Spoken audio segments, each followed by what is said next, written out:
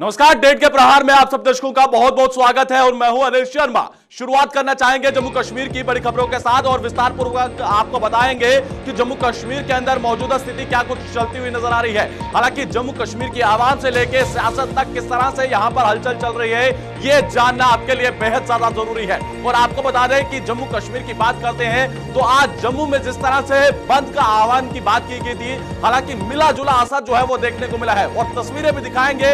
और आज संपत्ति कर के विरोध में लेकर आज जम्मू बंद का आह्वान है और इसके साथ साथ कई राजनीतिक दल भी इसको समर्थन करते हुए नजर आ रहे हैं। और वहीं पर दूसरी तरफ ट्रांसपोर्ट एसोसिएशन जो है वो पूरी तरह से किनारा करती हुई नजर आई है। और ट्रांसपोर्ट जो है कहीं ना कहीं कल पत्रकार वार्ता में इसी तरह की भूल नजर आ गई थी कि ट्रांसपोर्ट जो है वो किनारा करेगा, मगर आज पूरी तरह से ट्रांसपोर्ट जो है वो किनारा करता हुआ नजर आया है। हालांकि इक्का दुक्का दुकानें फिर भी खुली नजर आई वहीं पर, मगर ज्यादातर जो है वहां पर जो है एक जम्मू के अंदर जो है मिला जुला सहयोग देखने को मिला है। वहीं पर आपको बताएंगे कि जो इस वक्त की बड़ी जानकारी आ रही है, बड़ी जानकारी संपत्ति कर को लेकर जो है एलजी मनोज सिन्हा जी की तरफ से बड़ा बयान दिया गया है। आपको बताएंगे कि एलजी मनोज सिन्हा ने क्या कुछ कहा है और यह बड़ी जानकारी इस वक्त आपको बता दें कि जेके चैनल के माध्यम से एक्सक्लूसिव जानकारी जो है वो आपको देने की कोशिश कर रहे हैं कि एलजी मनोज सिन्हा ने एक बार फिर से संपत्ति कर को लेकर और बंद के आह्वान को लेकर जो है वो एक बार फिर से एक बड़ा बयान दिया है। आपको बता दें कि जम्मू कश्मीर में जिस तरह से संपत्ति कर को लेकर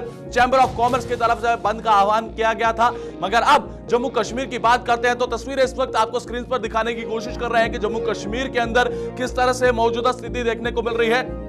और तस्वीरें आपके सामने हैं कि जम्मू कश्मीर में किस तरह से मिला जुला सहयोग यहां पर देखने को मिल रहा है। हालांकि यातायात की बात करते हैं तो यातायात जो है वो सुचारू रूप से जारी है, मगर वहीं पर अब जो मौजूदा स्थिति देखने को मिल रही है और जम्मू कश्मीर के उपराज्यपाल मनोज सिन्हा क्या कुछ कह रहे हैं संपत्ति कर को लेकर और जो बंद का आह्वान चैंबर ऑफ कॉमर्स की तरफ से दिया गया है। हालांकि कई राजनीतिक पार्टियां और कई सारे संगठन जो है वो आज समर्थन करते हुए नजर आए हैं। हालांकि कुछ देर पहले जो है चैंबर ऑफ कॉमर्स के अरुण गुप्ता जो है वो कुछ देर पहले जो है पत्रकारों को हालांकि जब इंटरव्यू कर रहे थे उनसे बातचीत कर रहे थे कि यहां पर मिला जुला सहयोग जो है वो देखने को मिल रहा है। हालांकि जो आना चाहते हैं वो आए, जो नहीं आना चाहते जम्मू के हितों के लिए वो कहीं ना कहीं किनारा करते हुए नजर आए हैं। और आपको बताएंगे कि एलजी मनोज सिन्हा क्या कुछ कह रहे हैं, आइए सुनते हैं एलजी मनोज सिन्हा क्या कुछ कह रहे हैं।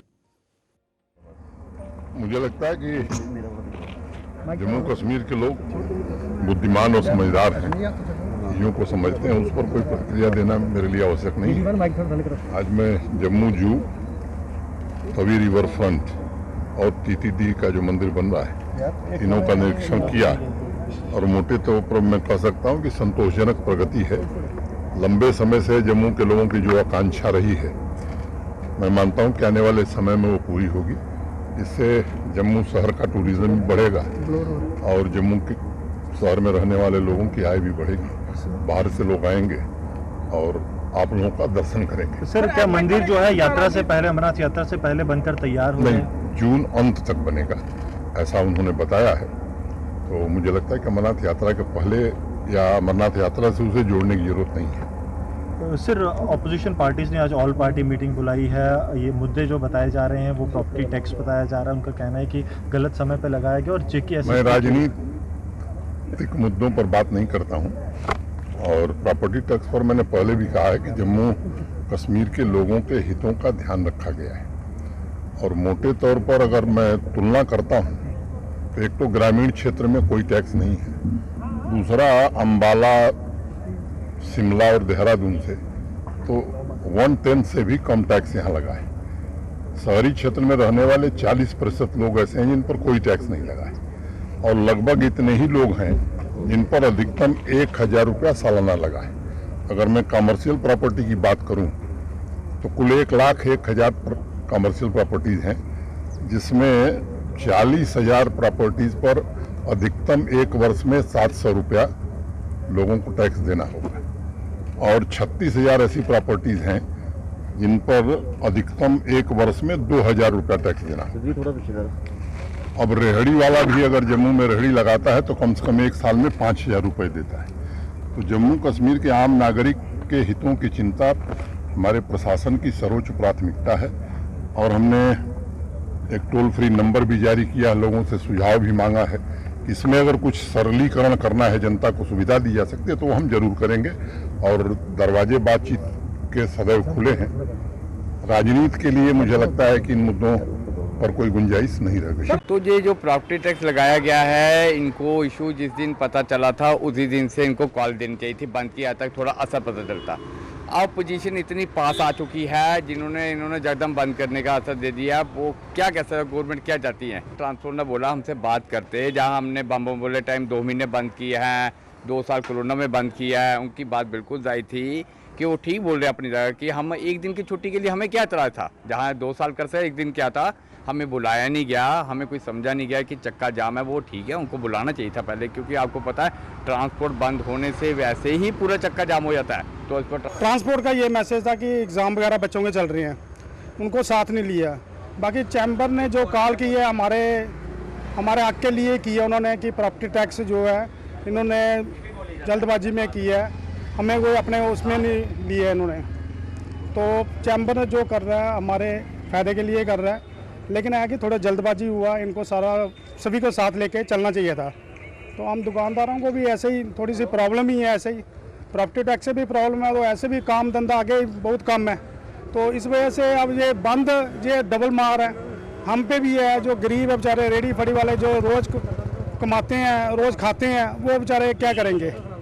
अब बड़े बड़े हब हैं वो तो चलो अपना चला लेंगे, लेकिन जो छोटा गरीब तबका है वो तो मारा जाएगा ना, स्ट्राइक से भी मारेगा अगर कोई भी उनको होगा। प्रॉपर्टी टैक्स है तो गलत है। तो आपने देखा कि किस तरह से मिला जुला सहयोग जो है वो देखने को मिला है, और एलजी मनोज सिन्हा जी का साफ तौर पर कहना है कि जम्मू कश्मीर के आवाम के लिए जो है वो हर समय दरवाजे खुले हैं, और उनका यह भी कहना है कि जम्मू कश्मीर के जनता के हित के लिए जो है वो बात की जाती है। और जम्मू कश्मीर के आवाम की अगर हम बात कर रहे हैं तो जम्मू कश्मीर के आवाम के हितों के लिए ये सब किया जा रहा है। और कहीं ना कहीं कई सारे राजनेता जो है इसको गुमराह करने की कोशिश कर रहे हैं, और आम जनता को कहीं ना कहीं गुमराह करने की कोशिश यहां पर की जा रही है। यह साफ तौर पर एलजी मनोज सिन्हा जी का यह कहना है। हालांकि उन्होंने कहा कि एक टोल फ्री नंबर जो है वो जारी किया गया है, और आम जनता की हम राय जो है वो साफ तौर पर इस पर लेते हुए नजर आ रहे हैं। हालांकि जहां पर लगेगा कि जम्मू कश्मीर के अंदर इस प्रॉपर्टी टैक्स को लेकर कुछ चेंज करना है, वो हम जरूर करेंगे। ये एलजी मनोज सिन्हा जी जो है अपने बयानों के तौर पर जो है वो साफ तौर पर कहते हुए नजर आए हैं। उन्होंने कहा कि जम्मू कश्मीर के अंदर कुछ ऐसे राजनीतिक हैं जो इस तरह से जम्मू की जनता को और कश्मीर की जनता को गुमराह करना चाहते हैं, तो उनको साफ तौर पर जो है उन पर बयानबाजी करना जो है वो लाजमी नहीं है। मैं सियासती बयानात जो है वो नहीं दूंगा, मगर वहीं पर जम्मू कश्मीर के आवाम की बात करूंगा, जम्मू कश्मीर के हितों की बात करूंगा। ये साफ तौर पर जम्मू कश्मीर के उपराज्यपाल मनोज सिन्हा जी जो है वो साफ तौर पर कहते हुए नजर आए हैं। और इसके साथ साथ आम जनता की आपने राय देखी है, और आम जनता किस तरह से साफ तौर पर यह कहते हुए नजर आई कि हम जम्मू बंद के आह्वान में जो है समर्थन करते हैं, मगर यह जल्दबाजी में लिया गया फैसला है, ना ही ट्रांसपोर्ट को लिया गया था। हालांकि कहीं ना कहीं आपसी मतभेद जो है वो साफ तौर पर चैंबर ऑफ कॉमर्स और ट्रांसपोर्ट विभाग के बीच में देखने को मिले हैं। हालांकि वहीं पर जनता का भी यही कहना है कि पूरी तरह से हर एक व्यक्ति को जो है साथ में लेना चाहिए था। यह चैंबर ऑफ कॉमर्स का जल्दबाजी का फैसला है।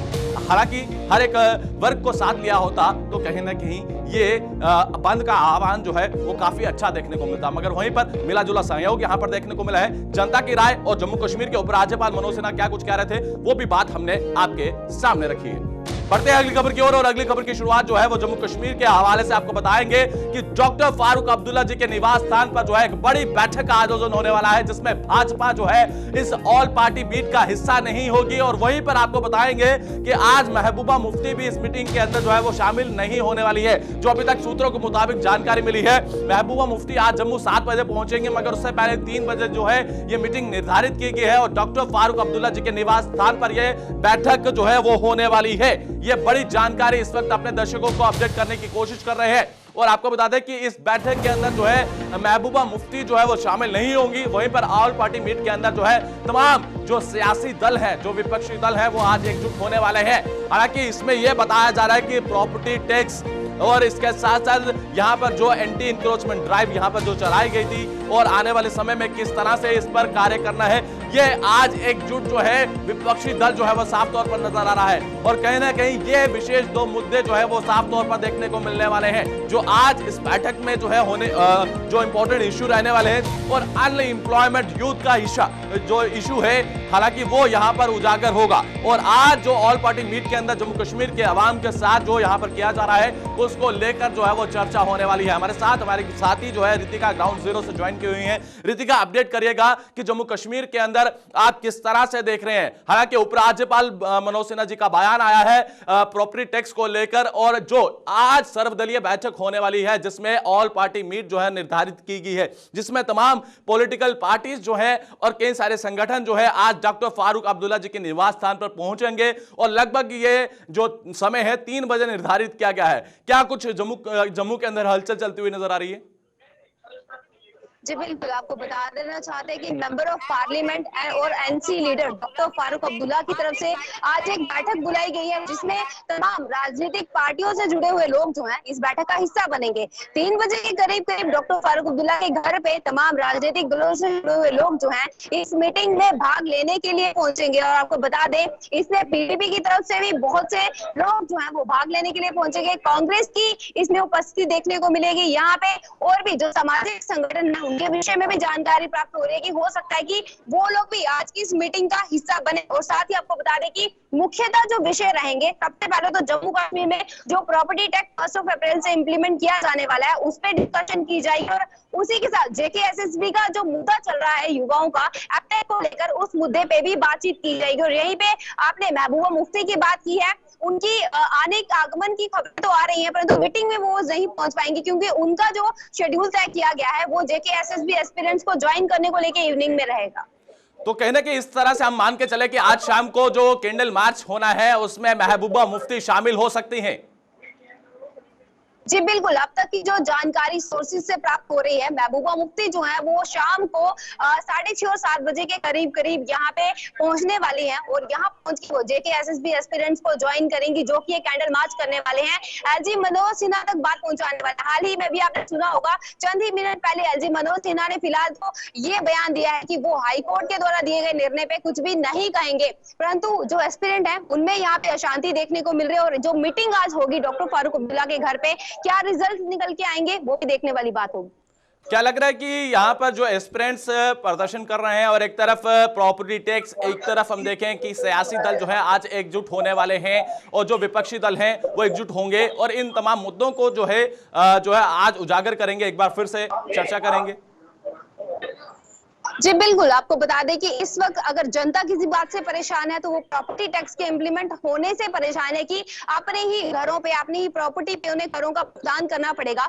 वहीं पे दूसरी तरफ अगर मैं युवाओं की बात करूं, उन एस्पिरेंट्स की बात करूं जो नौकरी पाने के इच्छुक हैं और कई सालों से तैयारी कर रहे हैं, उन युवाओं की परेशानी को डिस्कशन जो है वो भी आज इस मीटिंग में किया जाने वाला है। यानी जो मुख्य मुद्दे जम्मू कश्मीर के इस वक्त चल रहे हैं, प्रेजेंट टाइम में चल रहे हैं, उन्हीं को आज डिस्कस किया जाएगा। उन पर क्या कुछ बातचीत होगी वो तो मीटिंग के बाद ही खुलासा हो पाएगा कि आने वाले समय में क्या इनके लिए आवाज उठाई जाएगी, क्या इनके लिए किसी भी प्रकार के कोई प्रदर्शन किए जाएंगे, एलजी मनोज सिन्हा से बात की जाएगी या सेंटर तक आवाज पहुंचाई जाएगी, ये तमाम मुख्यतः सवाल रहेंगे। चलिए रितिका, बहुत बहुत शुक्रिया जानकारी देने के लिए। तो आपने देखा कि हमारे साथी ग्राउंड जीरो से रितिका जो है वो ज्वाइन की हुई थी और लगातार सियासी दल की बात करते हैं। तो सियासी दल जो है आज एक बड़ी बैठक करने जा रहा है। हालांकि डॉक्टर फारूक अब्दुल्ला जी के निवास स्थान पर यह बैठक होगी जिसमें कई सियासी दल जो है और कई सारे संगठन जो है आज जम्मू कश्मीर के विषय पर जो है वो चर्चा करेंगे और उसके बाद पूरी तरह से सरकार के खिलाफ जो है वो मोर्चा खोला जाएगा और एकजुटता जो है वो नजर आएगी। मगर वहीं पर आपको बता दें कि जिस तरह से महबूबा मुफ्ती जी का जिक्र करें तो वो जम्मू कश्मीर की बात करें तो जम्मू के दौरे पर पहुंचेंगी और जिसमें यह बताया जा रहा है कि जम्मू कश्मीर की बात करते हैं जो एस्पिरेंट्स हैं उनके साथ जो है आज लगभग शाम के करीब जो है,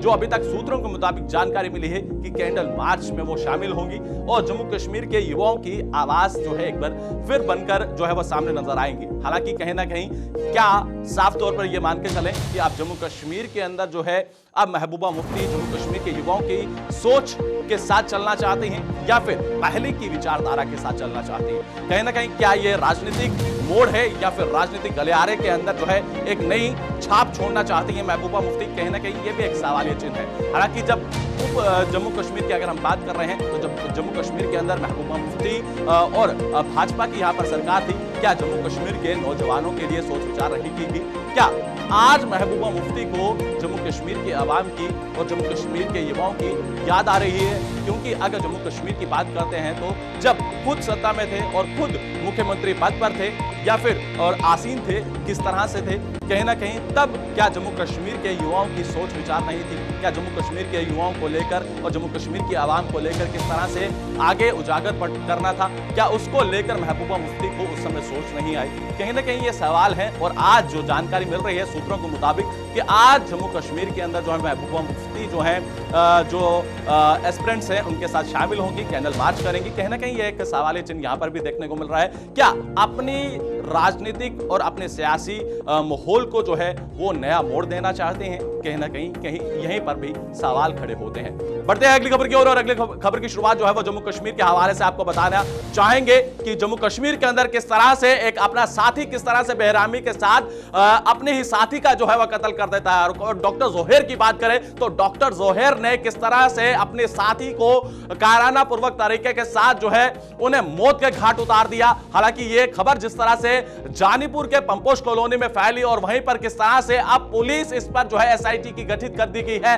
और इस पूरे मामले से संबंधित जो है वो जानकारी जुटाने की कोशिश कर रही है। हालांकि जो सोशल मीडिया पर डॉक्टर सुमेधा की बात करें तो जो पोस्ट वहां पर डाले गए थे, जो उससे पहले पोस्ट वहां पर थे, वो पूरी तरह से उन पोस्टों को हटा दिया गया है।